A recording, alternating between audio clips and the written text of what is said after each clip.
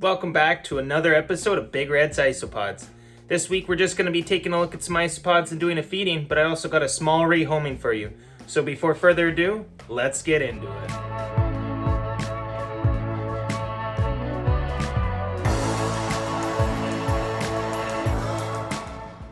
Alright guys, so we're going to start off with a couple of my favorite cultures here. We have my wild type reticulus rathkai Tralicupus rathkai that I caught last year or earlier on this year in the summertime, which is doing really well. I'll show you some of them. As you can see, they've kind of gone off, which is really awesome. And you can see there's some really cool colorations in there. So this is one of the reasons why I really wanted to start this culture, is because I knew that they were a wild type that lived around my area that I never really seen much of in the hobby. So I kind of just wanted to scoop them up and see what I could make of it. And as you can see, they're quite interesting. They look a lot like some of the scaber species, but I can guarantee you this is not a scaber species. This is a completely different species. And if I'm wrong, then I'm wrong, but I'm fairly certain that this is Tralicupus rathkai, which is native to my area. So we're just gonna flip this on back over and give them a little bit of food here. So as usual, I'm gonna break out the fish food here, give them a little bit of a sprinkler on the top here. There's quite a few of them in there, so I want to make sure that they have lots to eat. Open up this bag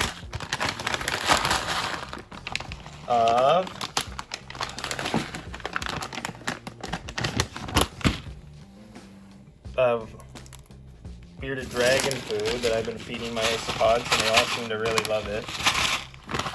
Get my hand stuck in here. Give them some of that. And then I gotta give them a spritz down and they'll be good to go. So now that I got the water, I'm gonna give it a spritz down here. Just on that one side. And it looks like they're low on some leaves, so we're gonna give them some more leaves here. And they'll be good to go for another week. So, my other culture I have over here is one of my favorite, probably my favorite culture I have, which is my orange tangerines. I don't know if everybody loves them as much as I do, but as you can clearly see by the color of my hair and the name of the YouTube channel, I really do like the color orange. Maybe not so much when I was younger, but now I really do like the color orange. And the fact that they are an armadillidium species, which is also one of my favorites. I do like them more than the Percelios, although the Magnificus is definitely one of my favorite as well, just because the orange coloration and the fact that it's the largest of the land-dwelling isopods, or the second largest, depending on if you think Hoffman Sagai is bigger. Depending on who you ask, it can go one way or the other. But yeah, give them a little bit of this reptile food here. Not too much, because there's not that many in there. And yeah, that's going to be moving on to our next ones. I have these three cultures of our morph isopods, the ones that I just recently set up in a couple videos back, where we were taking a look at some morphs that I was separating. And for these ones, since they're still relatively new, all I'm going to do is spritz them down with a bit of water here, just to make sure that they have a moisture gradient in there, just like every other container of isopods. And then I'm just going to give them a light coating of the fish food. I'm not going to give them much in any of these containers because it's still new. They still have a lot of food in the soil and there's not a lot of isopods in there. So I'm going to just give them a little bit just in case they do need some extra nutrients, but other than that, they're good to go. Next up, we're going to be feeding my Oniscus asellus species. We got the wild type here, and over here we got our BC type, or our maple kind. Give them a good soak because they do really like their moisture, as I found. Give these guys a good soak as well. And I am going to be feeding them a little bit of some acorn squash I have. Just a little bit there. And I know it is kind of an orange color. It's been sitting around my house for a while and it actually ended up going orange. So it looks like a little pumpkin here, but as you can see it was green. So it is an acorn squash. Just gonna be carefully trying to cut off some pieces here. Really difficult to do with one hand. There we go. There's a little piece in there as well. And then I'm gonna take some of the fish food here. Just give a decent sprinkling, nothing too much. A little bit less in here because there's not as many isopods. Missed a little bit there. And because I know that they like it, give them a little bit of this reptile food here. The reptile chow. And they'll be good for another week. This here is another one of my favorite isopods. It's not a very colorful one, but I really do love them. These are my giant canyons, and as you can see, there is, here, let me just fix the camera and lens here. There is quite a few of them in here. And I really do love this species. The mole-like fact that they're very mole-like, and they're constantly tunneling underground, it's really awesome. And the fact that they just seem so strong. Like, I even have a hard time picking them up. They have such a good grip. Like, I could easily pick one up. Here, I'll show you. But they have such a strong grip.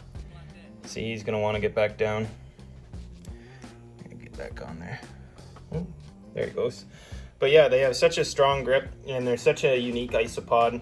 I mean, you see a lot of them that burrow underneath soil, like as mounkai, and then they come out as adults, and even a lot of adult species you'll see burrow a lot. But these ones are just so designed, like they've kind of adapted to a life of burrowing, and they look just so cool how they're almost like a disc made for tunneling underneath the soil and underneath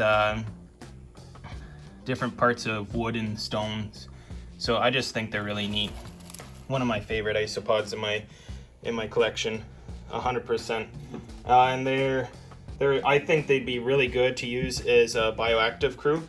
I don't personally use them in a bioactive setup because I prefer to use dwarf whites or some of the procelios, like the dairy cows and whatnot, because I actually use them as a feeder as well as cleanup crew. So they do kind of the job of cleaning up as well as being a feeder for what I have is White's tree frogs.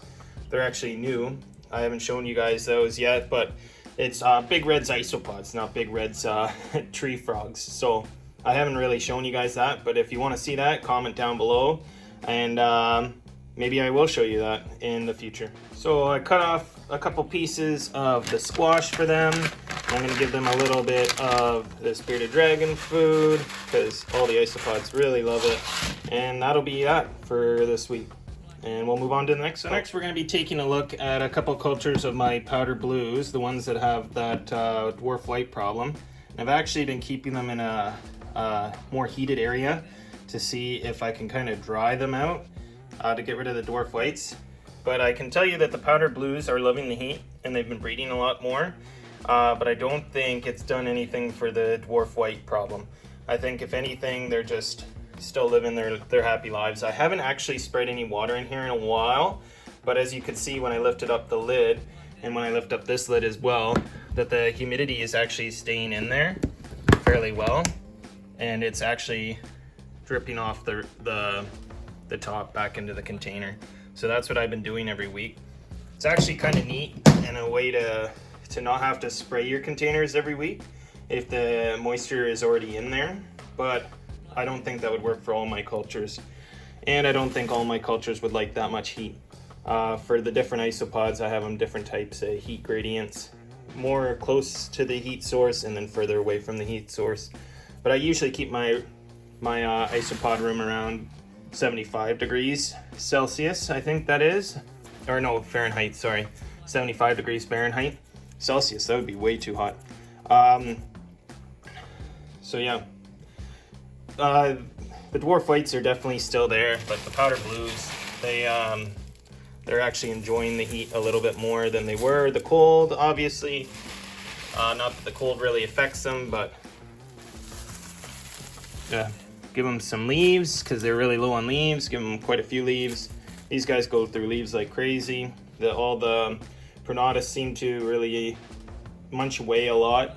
They're really voracious eaters, not as much as Laevis, but still pretty voracious.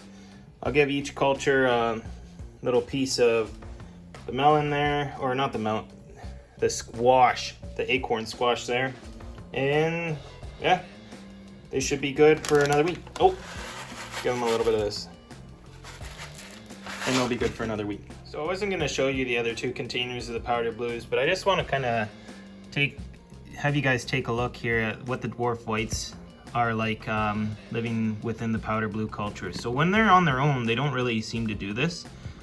But when they're in with another type of isopod, you can see him poking up his head right there. They seem to almost have these holes all over the place, you can see, where they stick their head up and they grab food, and then they dart back down underneath where they can't be bothered by the other isopods. And I'm not too sure why they do it like this. You can see there's one right there. But that just seems to be the way that they live when they are with other cultures. Or maybe it's just the way that they are here, but maybe it's the soil, how it's so moist. There's like a high moisture content in there that they're like this. But I've never seen them do this in their own enclosures when they're by themselves. It just seems to be with these powder blues, which is really strange, but also kind of neat. Now we come to my first 2 cultures of the Florida Fast. These guys are real quick. Every week, same thing. Give them a spritz of water, a little bit of water. Make sure that they have a sufficient amount of leaves. They could use a little bit more. So I'm gonna give a little bit more in here, a little bit more in there. Make sure that they're not touching the upper wall. Maybe a little bit more over here. But yeah, that'll be pretty much it. I give them a little bit of fish food just to supplement some protein in their diet. But other than that, they don't get much more than that, and they don't actually eat too much more than that. So now we're gonna take a look at some dairy cows. Obviously, one of my favorites as well. I do have a lot of favorites, but dairy cows are just so awesome because you can pretty much handle these guys super easily.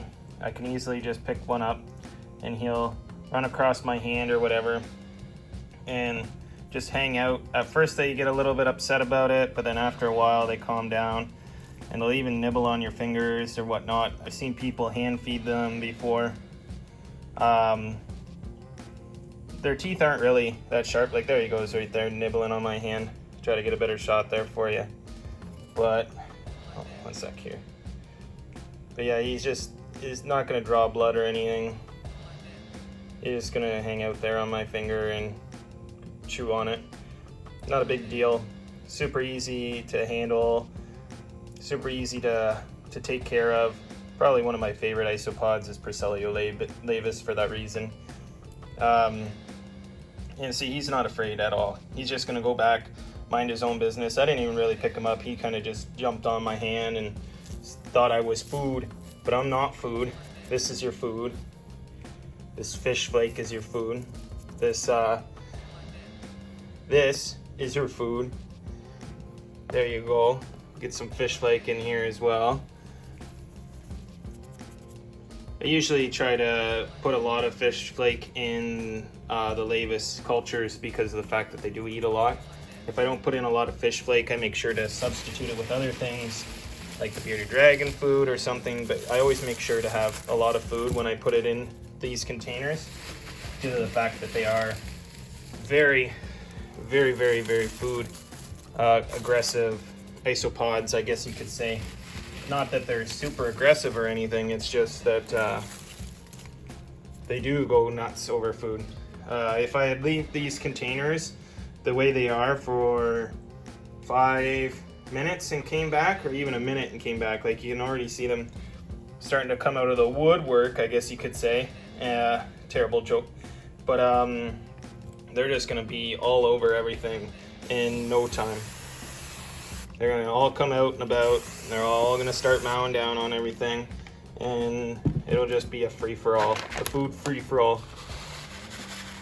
Give them a little bit of this because they do enjoy that quite a bit.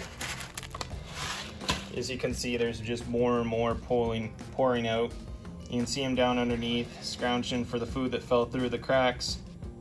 But they'll be all out and about, and this entire set of bark will be covered in isopods in no time. I'll just show you real quick how many isopods are underneath just this one in general. Like, there's a lot of isopods under there, and they're all gonna start pouring out. They're gonna just go nuts. Definitely an awesome isopod, one of my favorites. Next up, we're taking a look at my cultures of Procellio prunatus, or powder oranges. Another really awesome isopod. You see these stones in here, these are actually from my fish tanks. I get hair algae in my fish tanks, and whenever I have a large amount, I just pull everything out, which sometimes comes with the rocks, and then feed it to the isopods. They love it. They eat it all up. So it's a little snack for them during the week. So if you see that in any of my cultures, that's all that is. It's not like I throw rocks in there for any other reason. I mean, with my Cubara species, I do have some limestone rocks in there just to kind of simulate their natural habitat, because they are not from North America. They were actually, I got them imported from a breeder slash importer from a city nearby me, but he got them in from Thailand during COVID, which kind of made them a little bit expensive at the time, but I did really want them. Mostly those Panda Kings I have. The other ones I actually got from a expo, which you guys did see me unbox. But yeah, it's definitely worth it. Though one of the cultures I had did end up passing away. They ended up completely dying out. I think I had 3 adults left, and then I just put them in one of my terrariums at the time just to kind of let them go. They were just dying. I don't know what happened, if they just didn't do well with the travels, or if they just didn't like the environment I was giving them. I was kind of new in the hobby at the time, so maybe that had something to do with it. Maybe I messed up on something, but enough of sad stories. Let's just continue on watching these beautiful isopods mow down. Here we have a few more extremely awesome isopods. We have our Procellio prunatus, Oreo crumbles, which are really awesome. I do love my prunatus just because they're always out and about running around, and this is a really cool, almost dairy cow-like morph. They call it Oreo crumble, and I can see why they do. It does look like they're Oreo bits running around in there, but they are also very dairy cow-like. You gotta be honest with yourself and say, yeah, they're very dairy cow-like. But they are an awesome species. I really do love them. Give them some food there. Oh, there we go. And then I got my culture of clergy eyes, which is not the clown. These are actually, I do believe they are the Serbia morph. They're not the Montenegro or the Dubrovnik that have the yellow color. These are just the white coloration ones. Very plain isopod, but a very cool one.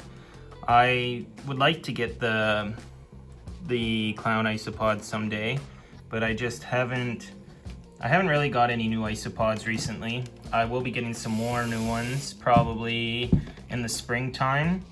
Wintertime is kind of a hard time for people to ship isopods. Not only that, I'm planning on moving sometime in the early spring, so I don't want to stock up on too many more isopods before I move.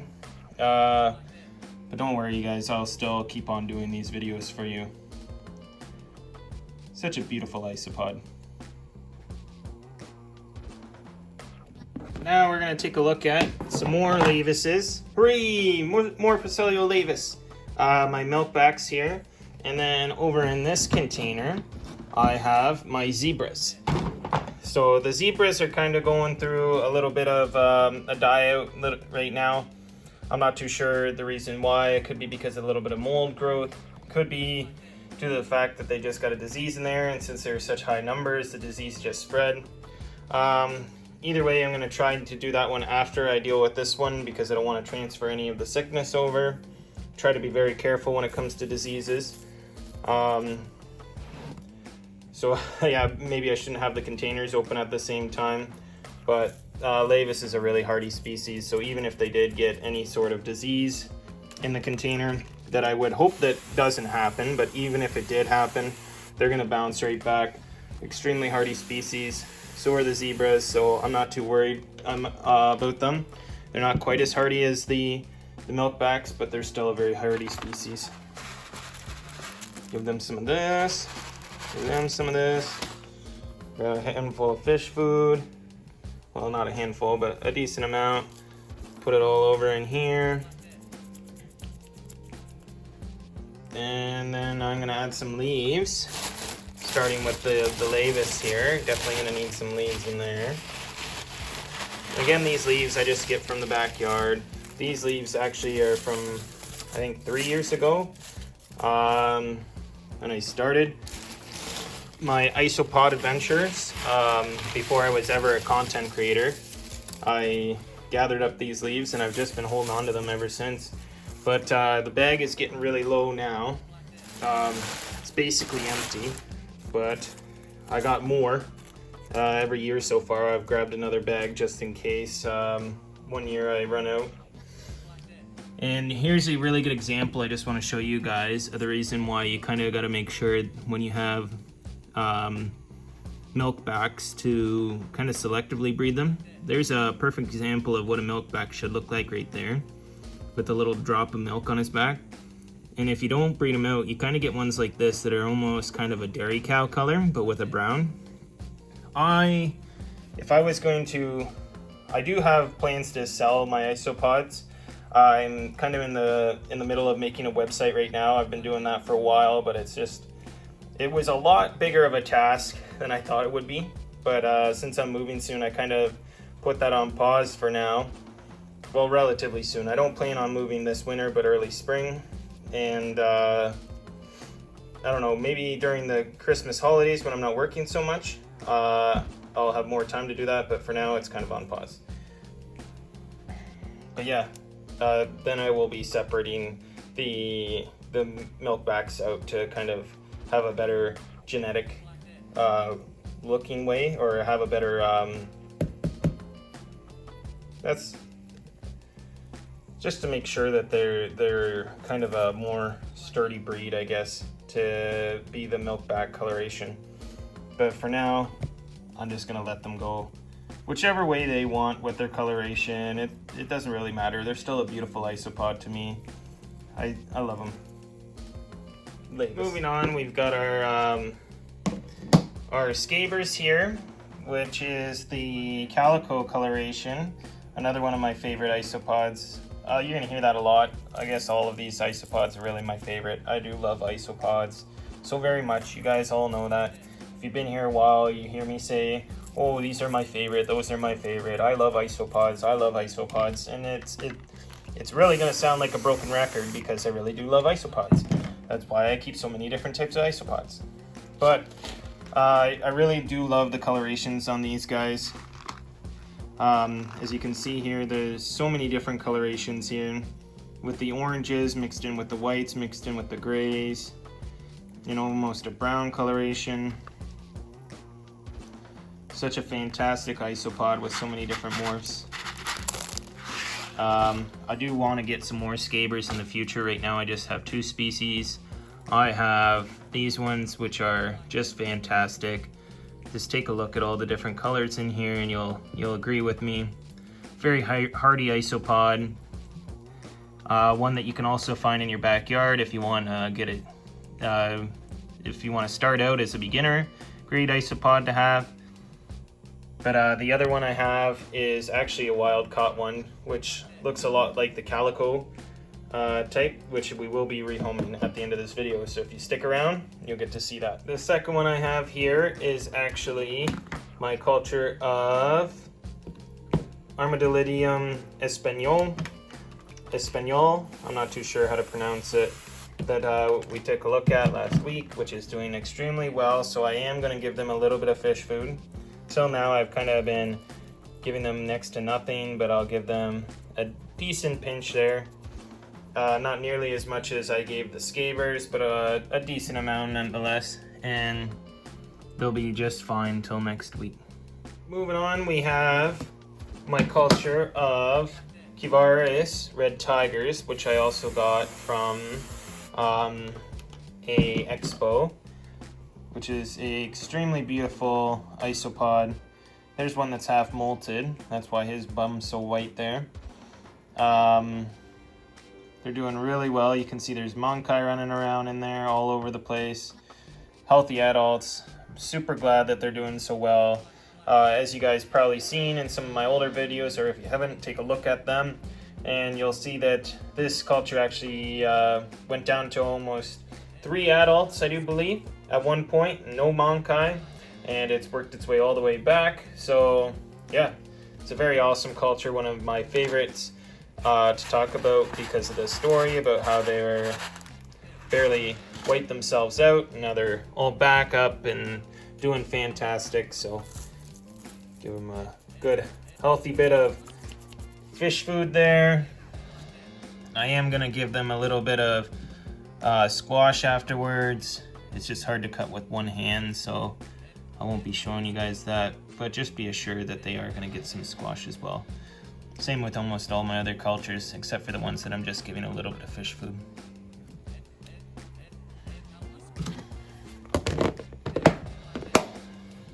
Over here, we'll take a look at my culture of Aficionatus. One of my definitely favorite isopods as well, Aficionatus. This is also what I believe is the isopod that my logo is based off of. It could be a Valencia as well, or not a Valencia, Bulgari as well, but I do believe that he looks more like a Aficionatus. I had a friend create my logo for me. She actually gave it to me as a gift, and I decided to run with it and use it as my logo for my channel. And it's, I think it's really awesome. She did a great job with it. An amazing isopod to have as a logo.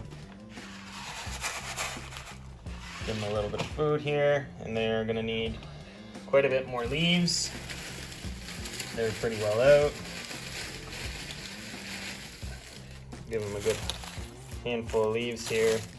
Give them somewhere to hide, something to munch on. Make sure none of the stems are sticking out of the container so no isopods get out. And they'll be happy for another week. So this is why I accidentally said Valencia last time, is because I was thinking about these next ones up, which are my Valencia, my Porcellia Valencia, which are actually doing extremely well compared to what they were doing before. I do have to give them some more leaves, but as you can see, there's lots of adults in here. There's Monkai in here. They're doing fantastic compared to what they were doing. There's still some dead that I see in there, but they look like they've been there for a couple weeks. They don't look as new as it was. There you can see there's multiple different colors in here, grays and oranges. I did originally think that the males were the orange ones and the females were the gray ones, but as you can see up here, that right there, judging by his tail or his back end there, is, I think they're called Pleon, but I could be wrong there. That is a male, which is gray. And then there's an orange one down over here. Try not to spook too much, but I can tell just by looking at the tail there, that's a female. So both the male and the female can be either gray or orange, or you can have some cross coloration, which you can see there's quite a few in here that are that way, where they're kind of an orangish gray. You got some that are bright orange, some of them that are dark gray, some of them that are light gray. So I'm not too sure if this is their natural coloration. There's another orange female running around though over there. But obviously they can be all over the place. So I gave them a little bit of the squash there. Gonna get a good heaping handful of fish food. Another one just to be safe. They're gonna need a lot more leaves in here because the larger Spanish species, which I do believe the Valencia is, or it acts extremely like a Spanish species. They like to have a lot of leaves to kind of hide within, because although isopods do like to be around each other, the Spanish species don't like to be too close to each other. They like to know that there's other isopods around, but they don't want to be right next to them. Kind of like people and their neighbors. You know, it's nice to have neighbors around, but you don't want to be right next to your neighbors. So that's how these guys are too. And this one over here is just another Procellio pronatus powder orange culture. There's a lot of isopods in this one. They're doing extremely well. They need a lot more leaves in here as well. Got a big old handful in here, reach way back in there. Get a big heaping handful. Slap her on down. That'll make them nice and happy.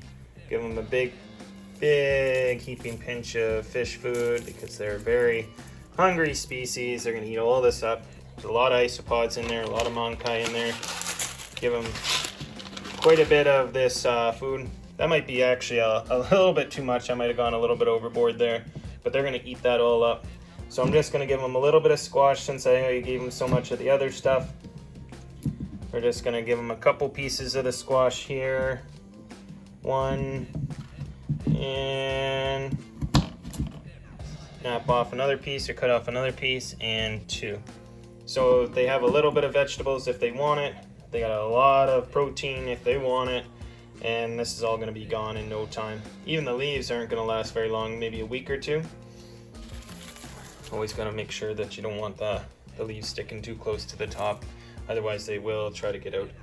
Any chance they can get, even if they get up to this tape that I use, they'll be stuck on there next week when I come and look at it. Now we get into the Cubaris species that I have. Some more of them at least. We got our Cubaris marina here, which is another one of another species that I do really like. You'll hear that a lot. I really like a lot of my species. That's why I have them.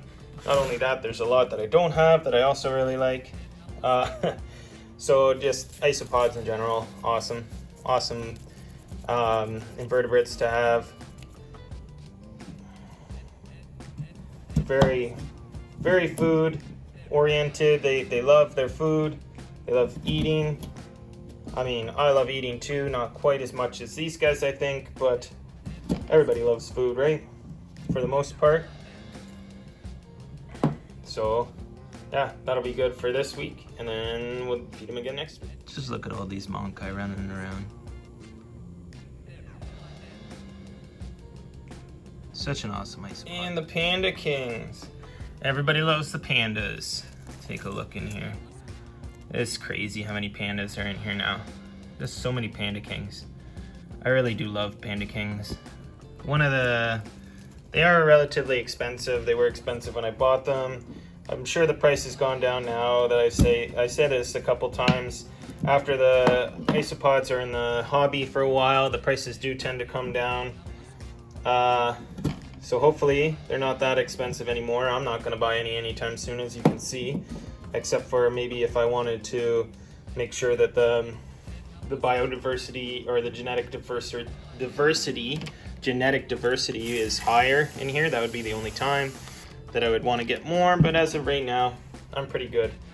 So these guys, I've noticed that these specific isopods, they have a great sense of smell. So wherever they are in this container, now that there's food in here, they are going to be aware of the food in the container, but they're not always super rushing to get the food. Like, as you can see over here, they are starting to eat, and you can see all the antennae going like crazy underneath this piece of bark here. They're all gonna come out and have a bite to eat, but not all of them are gonna do it right away. You can see there's some hiding under the dirt here that are gonna take their time, where there's other ones that are gonna rush out and have a bite right away. They do have a really good sense of smell, I think, because I can tell just by watching their feelers go like crazy, their antennae go like crazy. But for the most part, they aren't real quick to respond. Like, there's one just napping in the dirt there. He's still napping. He's not going to do anything There's a couple of them napping. But if they are awake and they are hungry, you better believe they're gonna be searching. Look at this guy go. He's like, where's the food? Where's the food at? Now we reach our giant Spanish isopod cultures. These are definitely my favorite Spanish species that I own. It's not to say anything bad about the Valencia or the high yellows that I have, but these are definitely a more iconic trio of Spanish species. We got our Bolivari over here, which is kind of crashing right now. You can see there's a couple that have passed away there and a couple in the back.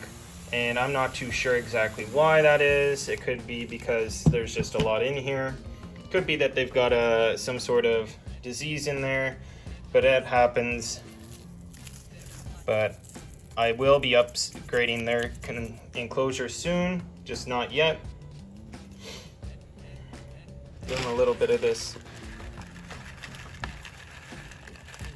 bearded dragon chow. Give them a slice of squash here. Now we're gonna look at our next species here. These are my expansus in here. Another really popular Spanish species. There is a lot of isopods in here. I don't want to reach in there because I'm going to be reaching into another container, but as you can see, they're in there. There's quite a few of them. They're moving around. They're deep underneath here, underneath the leaves and whatnot. Seen another one move by down there. Very beautiful isopod. I do believe it's the biggest in circumference of all the isopods out there. You can kind of see, maybe not so well with the camera, but I can see that there's one hiding down in there. That's him down there. You can see that white spot down there. But they are a very still species. They don't seem to run around as much as some of the other ones do. And then we're gonna move on. Here, let's just put some lids back on these bad boys to our, actually, did I give him? Yeah, okay, I gave him some of the squash. To my Magnificus culture, which has a lot of mankai in here, but you wouldn't be able to tell because they are extremely large mankai. Very, very large mankai. Being the biggest species or second biggest species of isopods, they do have large mankai. And I'm going to give them about the same amount of food as I'm giving the other cultures. Piece of squash there. Maybe we'll get to see some poke their head out, but for the most part, they're a very still species as well. Not quite as still as the expansus, but they're a very still species nonetheless. Can kind of see them moving around in there, their antenna poking out. But I'm not going to disturb them too much. I'm going to just quickly show you guys this. So earlier I was eating some grapes and I had a bad one and I fed half of it to this culture of dairy cows where it's almost gone. And then I fed the other half to this culture of dairy cows that have just kind of nibbled on it a little bit. But might be because I gave them an apple core the other day. So that could be why they didn't enjoy it as much. But it's kind of just funny to see how two different cultures can completely change their appetites, or I guess the food that they want to eat. Maybe these guys got spoiled by the apple and they don't want the grape, or maybe these guys just really love grapes. Before I actually open up this container, this entire side was just lined with dairy cows. You couldn't see any of the soil at all. But these containers definitely need a lot more leaves added to them, so I'm going to be doing that. Now we come to my two yellow cultures. We got our Armadillidium jastroi here, a gastroi, and then my Proceliohasi high yellow. Two extremely beautiful cultures with the yellow spots on them. Definitely two cultures that need to be rehomed soon into larger containers, which I will be doing. Probably a video of in the near future. I'll give them a little bit more food in each container. There's quite a few isopods in both these containers. And then gonna stock them back up on some leaves here. They're looking a little bit low. Get one handful, put it in that one, grab another handful, getting real close to the bottom of the bag here. But lasted me 3 years, so it's a good bag of leaves. Again, I just collected them from the backyard. And that's pretty well good for them. I am gonna give them a little bit of this squash here, and then that'll be good for that week. So this is what I mean about the dwarf whites and their own cultures here. They don't really have the whole whole scheme like they do in the other culture that I showed you. This container here is the only one that's kind of got it, but it's not nearly the same. There's a little bit on this side, but every other culture I have of dwarf whites doesn't really have that type of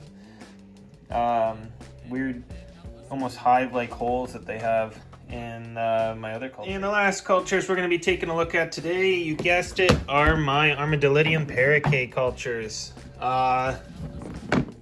Again, another one of my favorite isopods. I've been saying that all day long. My favorite isopods. It's kind of hard to tell which ones are actually my favorite at this point. And I couldn't tell you either because I just love so many different species. If there had to be a top 5 to pick, it'd even be difficult for me. I mean, they're just all so awesome. Gather up the rest of this here leaf litter here. Spread it out between the 2 containers. I'm gonna honestly just dump the rest of this bag in these containers after I'm done this video. Oh, actually, I do need some for that. Let's save some of these leaves here for that culture I'm gonna be rehoming after this. But yeah, that's it. I'm gonna give them a little bit of the squash, and then that'll be good for another week. Man, I love these isopods. So as promised, for those of you who stuck around, we are going to be rehoming this culture here of Porcellus scaber calicos, which is a wild type of isopod. As you can see there, the reason why they're called calico, here maybe I'll find some more examples for you guys as well, is because they've got like this yellowish brown speckling throughout their entire back, which is there's a really good example there. It's a really neat coloration. I was gifted these from a friend who had them in her backyard, and she did have her own culture on her own, and then she wanted to kind of get rid of some and expand into other ones, and this is one of the ones she gave to me. So I'm going to put that in there. We're going to transfer over all the soil that we have in here because there could be, yep, there's lots of isopods in there, and this is all healthy soil for them. It's all a good mix. She actually she started her own cultures from watching my videos, so that's all very similar soil mix to what I use. It's not identical. It does have a lot of cork bark in it, or not cork bark. It has a lot of coconut husk in it, which I know doesn't have any beneficial stuff for the isopods, but it does hold on to moisture, which is really important. Next, usually I have it all set up before I put the isopods in, but we're kind of doing things backwards today. That's fine. We're gonna make sure that we put our moss on the side that doesn't have the ventilation. Gonna give it a good spurts down here because it's dry. Usually I soak it in a cup or something, but I'm only doing this one culture today. So I'm just gonna give it a good soaking, real good soaking this time. That way all the isopods are gonna have moisture and it's not gonna suck moisture out of the culture, or out of the what's the word I'm looking for, enclosure. Because if you put dry moss in there by itself, it is going to absorb the moisture out of the enclosure, and it's going to cause your isopods to have some issues with that, where they could almost die from it, and we don't want to have that happen. Next, I'm going to grab a handful of leaves, Getting down to the bottom of the bag here, so a lot of them are kind of chunky. Oh, that's bubble wrap. Whoa, they can't feed isopods bubble wrap. And then we're just gonna put this piece of bark in there that I've picked out. And that's that. That's our rehoming for this culture of isopods. And that's all we're gonna do for this week, guys. Well, I hope you guys enjoyed this week's video of me feeding isopods. I know I didn't go through every single container I have, but I went through a lot of them. The ones that I didn't go through were mostly multiples, like a lot of the dairy cows that I had extras of, or the powder blues or dwarf whites. I didn't really go through that much, but we got a rehoming done, so that's awesome. Don't forget to like, comment, and subscribe, guys, and we will see you all again next week. Bye.